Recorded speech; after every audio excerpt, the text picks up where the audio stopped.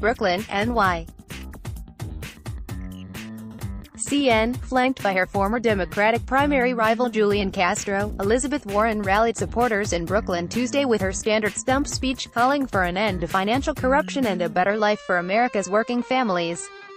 The speech at the King's Theater in central Brooklyn Tuesday night came less than a week after Castro dropped out of the Democratic presidential race. He told reporters backstage that he knew right away he would support Warren. Her camp, in turn, showed up with signs that said, "We love Julian," with a heart. "This is what I understand about Elizabeth Warren. She is a fighter for everyday Americans," Castro told the noisy crowd in a 15-minute introduction. Senator Elizabeth Warren smiles during a Saturday rally in Manchester, Iowa. AP photo, Andrew Harnick. Warren began her remarks by sending her heart and prayers to the U.S. military and their families amid reports of Iranian missiles targeting American and coalition forces in Iraq. "The American people do not want war with Iran," she said to Cheers. She and Castro both also extended their thoughts to the people of Puerto Rico after a 6.4 magnitude earthquake struck the island early Tuesday. Warren told the crowd she had wanted to be a public school teacher since she was in second grade, adding that she got a scholarship to college for her debate skills. "Let's hear it for the nerds," she exclaimed to roars from the crowd.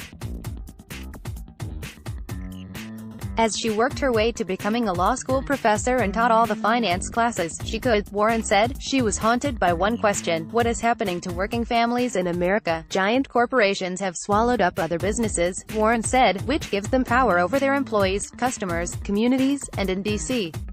It is time for a president with the courage to enforce our antitrust laws and break these guys up," Warren said, to a prolonged ovation and chants of "break them up." She also called for a wealth tax and putting more power in the hands of workers. Billionaires built their fortunes with the help of American workers, emergency responders, and roadways, which all taxpayers helped pay for, Warren pointed out, with the wealth tax. She would first pay for universal childcare and pre-K, raise the wages of childcare workers and pour billions into the public education system, she promised.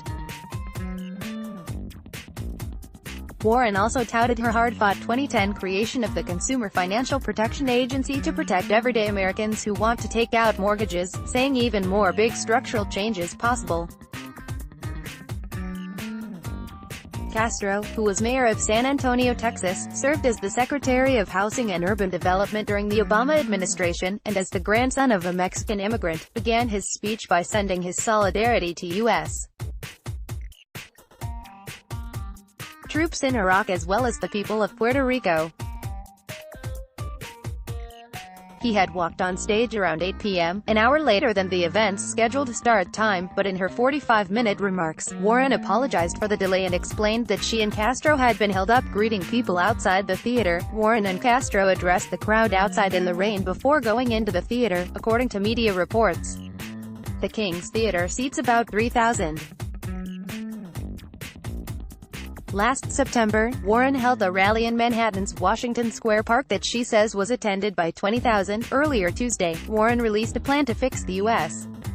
bankruptcy system, which she says can be a powerful tool for broke families but whose laws she says are rigged to favor the rich, thanks in part to the 2005 bankruptcy bill. "Our current system makes it far too hard for people in need to start the bankruptcy process so they can get back on their feet. My plan streamlines the process, reduces costs, and gives people more flexibility in bankruptcy to find solutions that match their financial problems," Warren wrote. Primary voting is set to begin in Iowa, Feb. 3. "I believe that 2020 is our moment in history," Warren said. "Like this.